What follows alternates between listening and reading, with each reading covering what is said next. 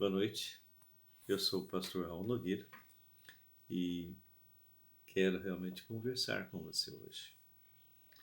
Quero que realmente você preste muita atenção na mensagem que nós vamos tratar. Deus quer falar com você. Deus quer falar com você. É uma mensagem que pode transformar sua vida.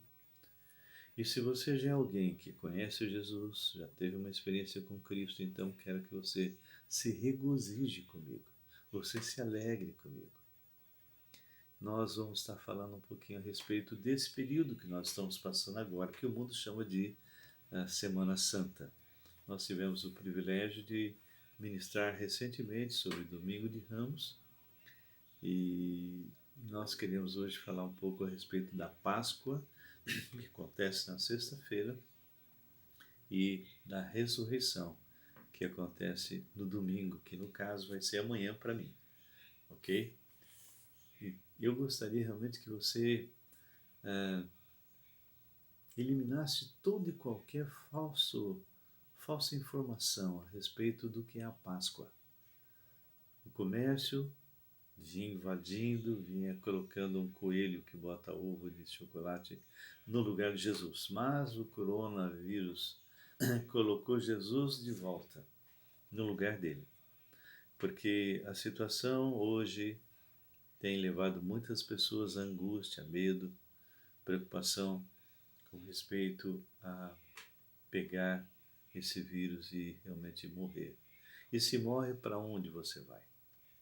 Se é um cristão, nós sabemos, estaremos com o Senhor para sempre. Mas, se você não tem certeza da sua salvação, então é possível que você esteja angustiado, você esteja preocupado.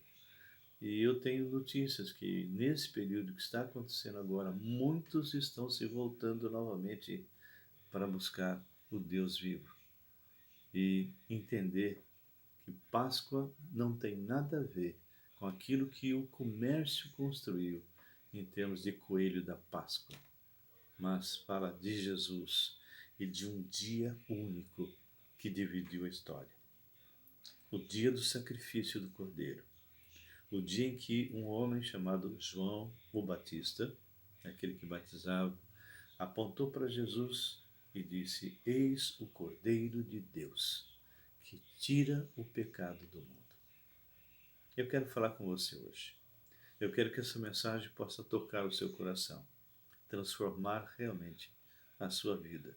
E se você já é salvo, compartilha essa mensagem com outras pessoas. Eu quero orar antes primeiro. Nós vamos estar tratando de Êxodo 12. E queríamos falar então um pouco a respeito da Páscoa, o seu significado. E depois quero que você possa realmente, ao meditar naquilo que eu vou falar, possa tomar uma decisão. Ok? Vamos orar?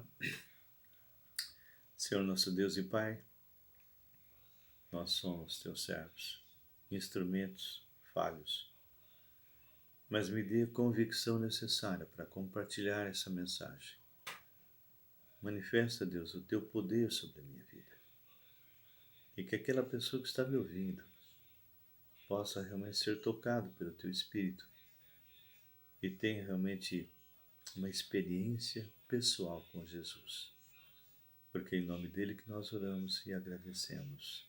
Amém. Antes de nós expormos esse trecho da Palavra de Deus, eu gostaria de pedir a você que se inscreva. Se você é a primeira vez, está entrando aqui, ou mesmo alguns que têm assistido o nosso Focando Vidas, que é o nome do nosso canal, muitas vezes as pessoas estão assistindo, mas não estão se inscrevendo.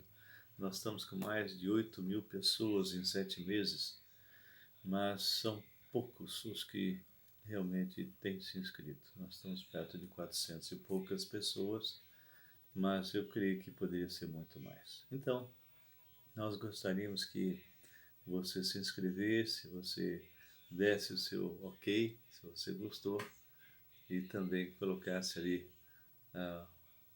tocasse o sininho. Assim você vai começar a receber os nossos vídeos, tá bem?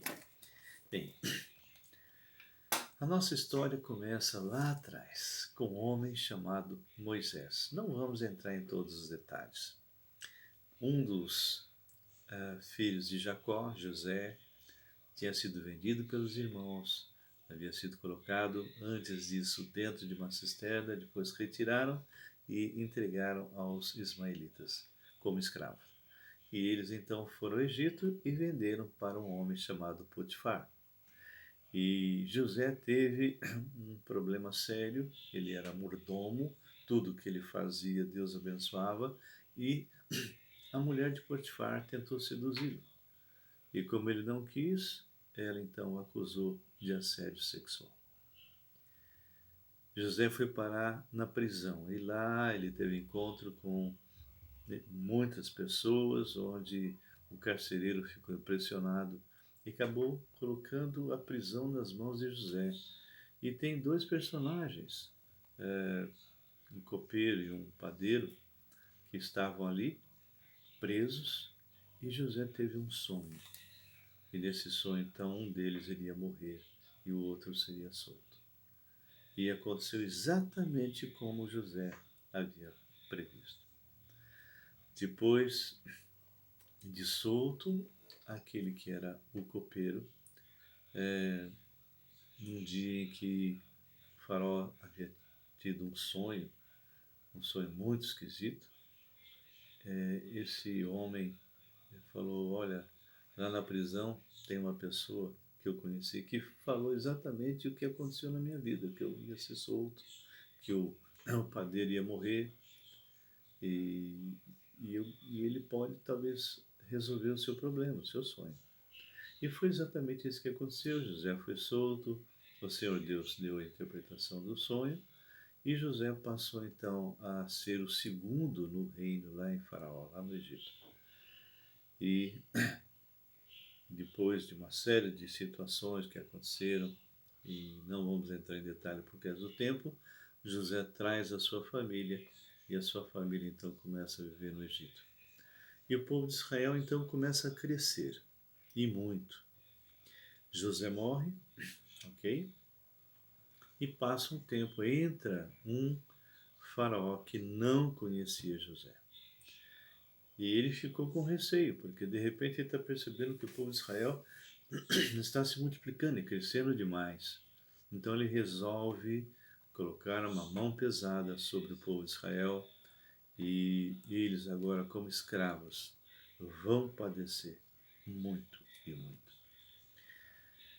Esse faraó, não satisfeito com esse peso, com essa carga, com esse trabalho, ainda ordena que os meninos, ao nascerem, deveriam ser mortos. E muitos devem ter morrido, mas tinham duas parteiras que não faziam isso, porque essa era a ordem, tinha que matar. E começou realmente a dizer, olha, quando a gente chega, a criança já nasceu. Mas a perseguição das crianças aumentou. E uma mãe, muito preocupada com seu filho, coloca então seu filho no cesto, no rio, e, e solta, para que, quem sabe, Deus pudesse guardá-lo, pudesse salvar. E essa criança, então, ela passa perto de onde estava a filha de Faraó. E a irmã de Moisés vinha seguindo na medida que esse cesto caminhava. Moisés é retirado, essa filha de Faraó percebe que ali tem um israelita, um hebreu, e fica preocupada com respeito a cuidar dele. A irmã de Moisés se aproxima e diz, olha, eu posso apresentar alguém, uma mulher que pode criá-lo. E então Moisés acaba sendo criado pela própria mãe. E no tempo do desmamamento, ele volta lá para a princesa. Moisés é criado em fartura, na ciência. Ele tinha tudo realmente para ser um grande homem. Mas chegou um tempo que ele sai para ver o povo de Israel, viu como eles estavam sofrendo, e quando ele viu um egípcio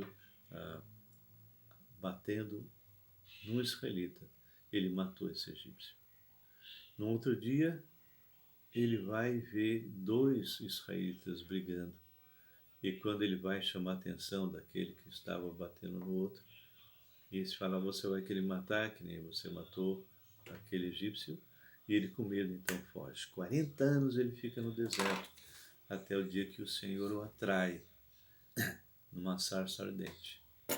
E ali na sarça, Deus se revela. E Deus é tremendo. Primeiro, ele desceu para ver o clamor do povo de Israel. E decidiu libertar o povo de Israel.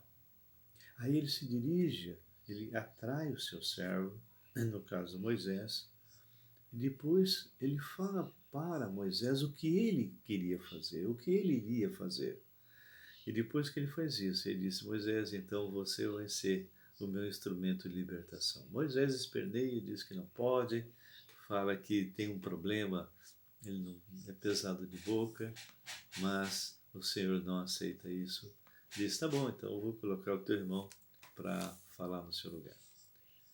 E no final, Moisés acaba aceitando e obedece e vai colher os frutos dessa obediência. As pessoas que já assistiram filmes, já leram a Bíblia, mesmo que seja um pouco, ou já ouviram, sabem que foram várias pragas ali no Egito. Várias pragas. E a 10ª praga foi a pior. Essa que eu quero já chegar e falar, porque é daqui que vem a Páscoa. Cada praga das 10 representava um deus do egípcio. E cada vez que o Senhor realmente mandava essa praga, era para mostrar que aquele que eles tinham como Deus não era nada. A 10ª praga, depois que o faraó decide não soltar de jeito nenhum, sempre ele não queria soltar, negociava, mas chega na última praga, Deus vai falar lá no capítulo 11, dizendo: olha, eu vou trazer sobre Faraó e sobre o Egito algo que vai fazer com que ele mande vocês embora, tá? Então ele disse: olha, você vai realmente preparar para que as pessoas que estejam dentro de casa não morram. E o que é que Moisés ia instruir?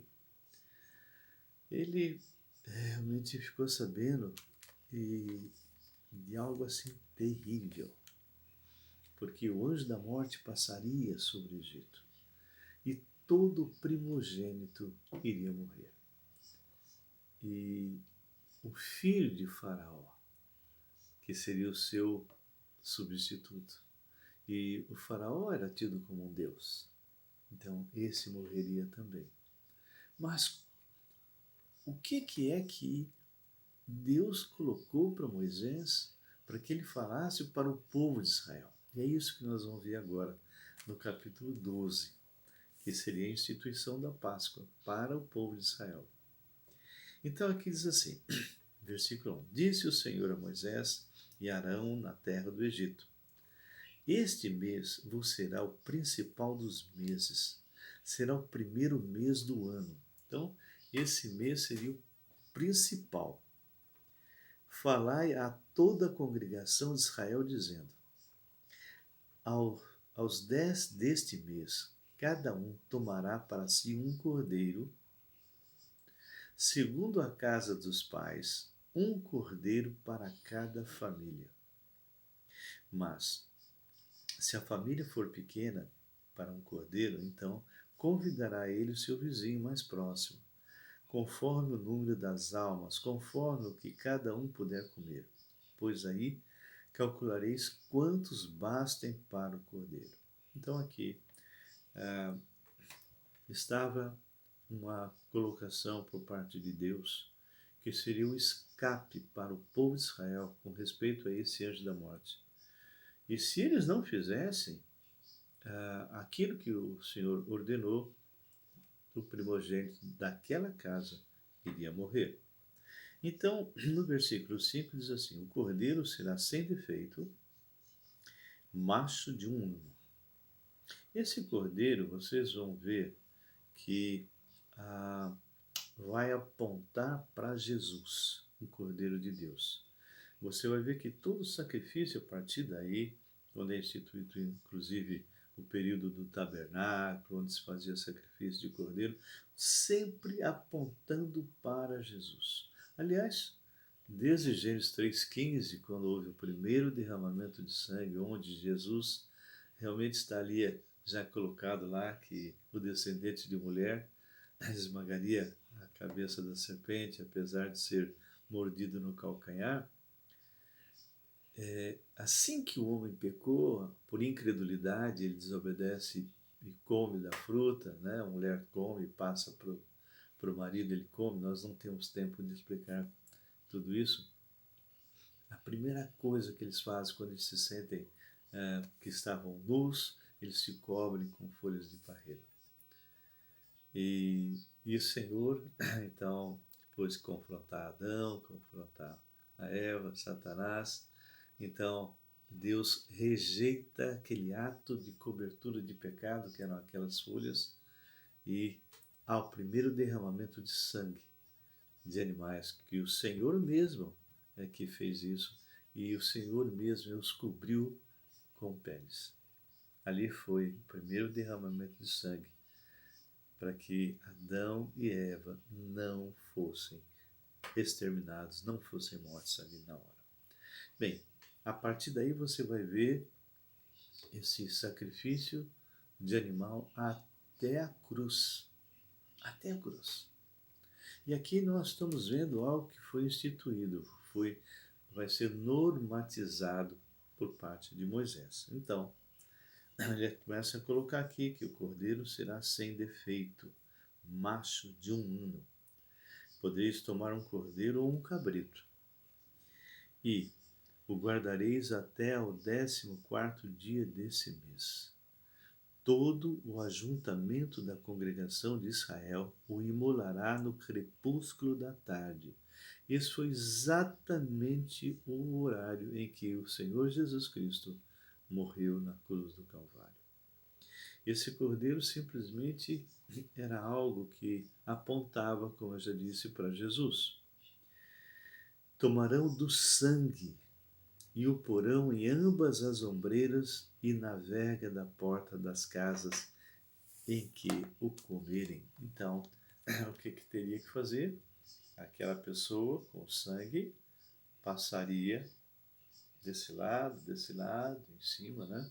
Alguns até falam que dessa forma eu acabei de fazer uma cruz, porque eu estou colocando aqui, depois fazendo aqui, depois fazendo aqui. Então, acabei de fazer uma cruz. Mas isso, alguns comentam que seria algo bem simbólico, não é? Mas o fato é que o sangue nas ombreiras, na verga da porta, iria realmente ter um sentido muito forte. Olha o que ele fala. Naquela noite comerão a carne assada no fogo, com pães asmos e ervas amargas a comerão. Não comereis dele nada cru nem cozido em água, porém assado ao fogo, a cabeça, as pernas e a fressura, ou seja, as entranhas. Nada deixareis dele até pela manhã, o que porém ficar até pela manhã queimá-lo-ei no fogo. Desta maneira o comereis. Agora ele vai começar a explicar como que eles tinham que se preparar, porque ia acontecer algo terrível. E eles tinham que estar preparados para sair, porque assim que acontecesse, o povo de Israel seria liberto e eles teriam que estar preparados, as coisas arrumadas para sair, já com o cajado na mão, sandália no pé, ou seja, prontinho para a saída. Desta maneira comereis lombos cingidos, sandália nos pés, cajado na mão, comê-lo-eis à pressa.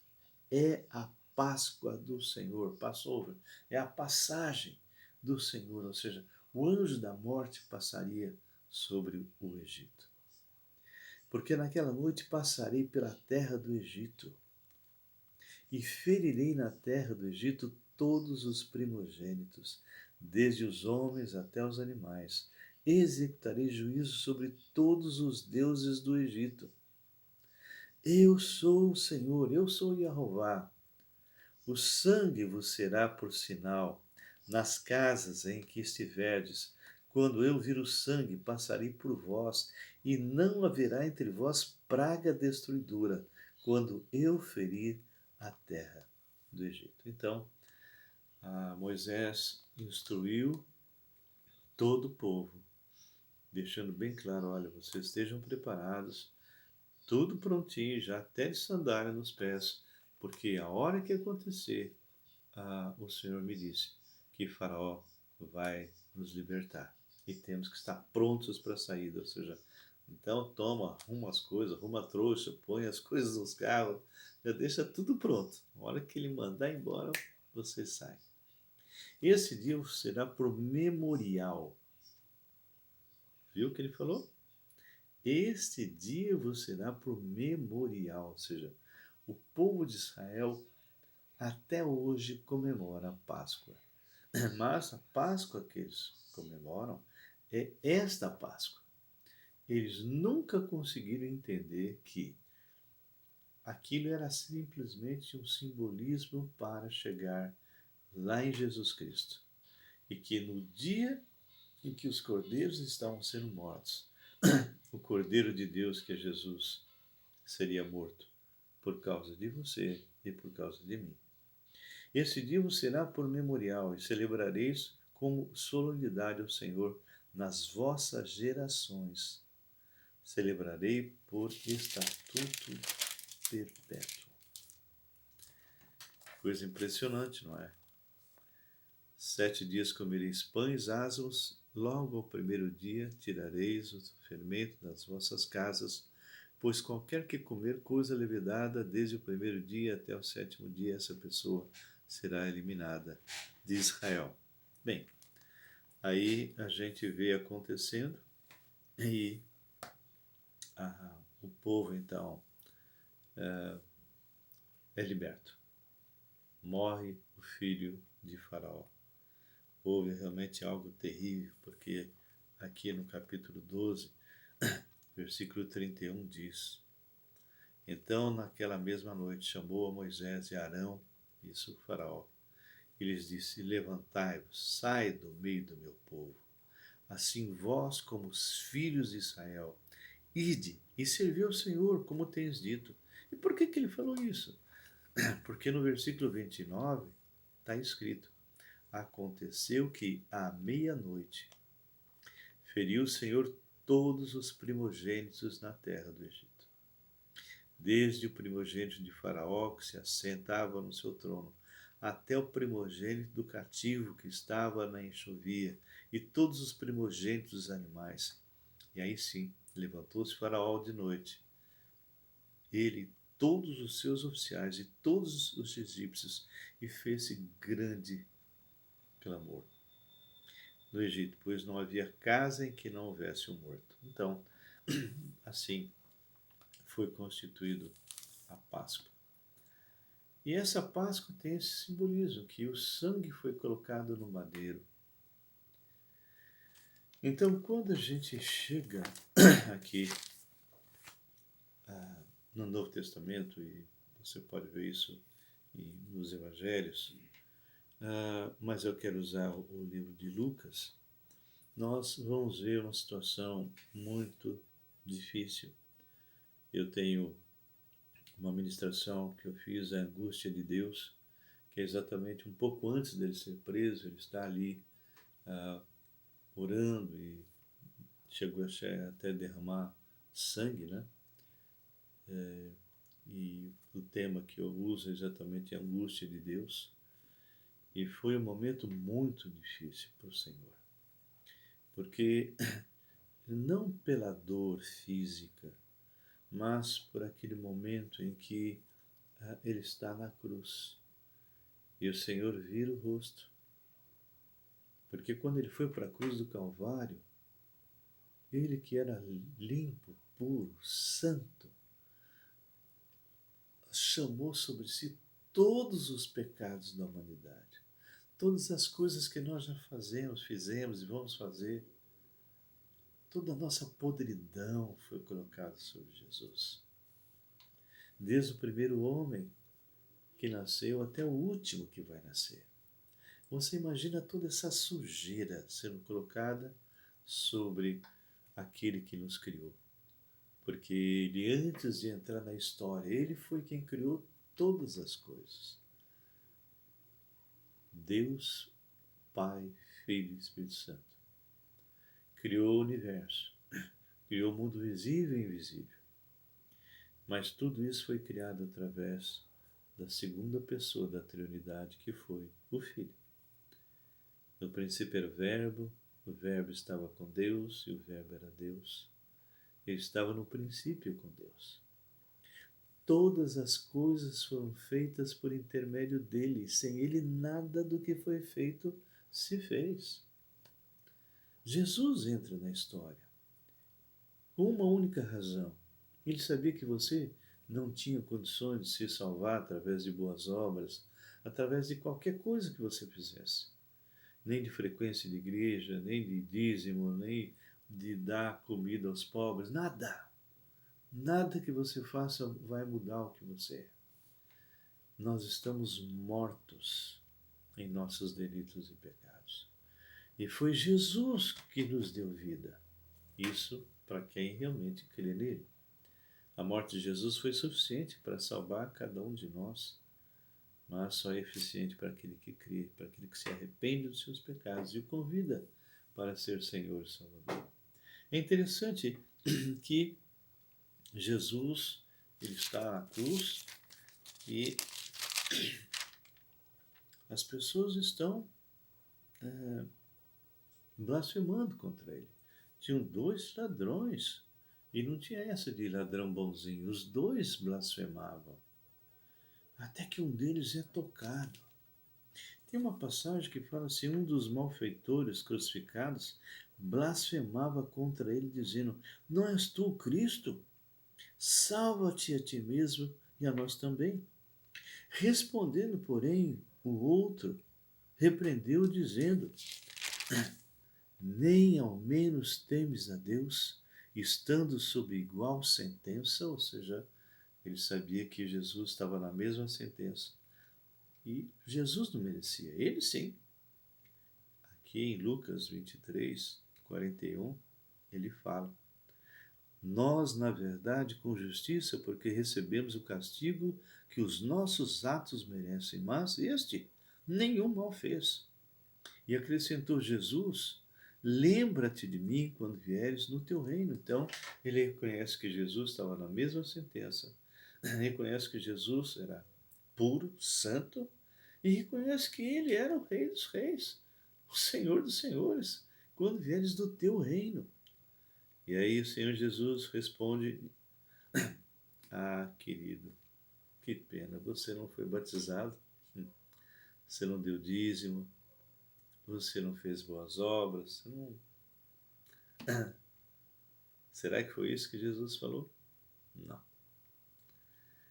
Jesus lhe respondeu, em verdade te digo que hoje estarás comigo no paraíso. O Senhor morre, vai para o seio de Abraão, o local onde todos os que antes dele vir criam no Deus de Israel, criam no Deus verdadeiro, lá nos primórdios, Abel, não é? Todos os que olhavam por fé na frente, que teriam um Redentor, esses estavam ali. E o Senhor Jesus vem. E ele morre, fica ali, passa o sábado e no domingo de manhã ele ressuscita. E Jesus ressuscitou, está vivo. Quando nós olhamos, capítulo 24 diz, mas no primeiro dia da semana, alta madrugada, Foram elas ao túmulo levando os aromas que haviam preparado. Elas quem? As mulheres que acompanhavam o Senhor. E encontraram a pedra removida no sepulcro, mas ao entrar não acharam o corpo do Senhor Jesus. Aconteceu que, perplexas a esse respeito, apareceram-lhe 2 varões com vestes resplandecentes. Estando elas possuídas de temor, baixando os olhos para o chão, eles lhes falaram: por que buscais entre os mortos ao que vive? Ele não está aqui, mas ressuscitou. Lembrai-vos de como vos preveniu estando ainda na Galileia. Bem, quando a gente vê isso, a gente percebe que o nosso Deus cumpriu literalmente tudo que havia falado. O Velho Testamento aponta para Jesus. E o Novo é o cumprimento das coisas que foram profetizadas. E Jesus realmente cumpre mais de 300 profecias. E ele ressuscita e ele vai fazer um convite para você. Vinde a mim, vós que estáis cansados e sobrecarregados, e eu vos aliviarei. Aprendei de mim, porque sou manso, humilde de coração, e acharei descanso para as vossas almas, porque meu jugo é suave e meu fardo é leve. Queridos, tem uma passagem que é bem interessante, porque as pessoas, quando Pedro e João entraram ali para ver Jesus, eles viram 2 coisas. Eles viram o lençol que havia coberto o Senhor e viram o lenço que estava dobrado. O lenço estava dobrado. As pessoas muitas vezes passam um pouco batido com respeito a isso e não entendem por que é ressaltado que o lenço estava dobrado. Será que teria algum significado esse aspecto de estar o lenço dobrado?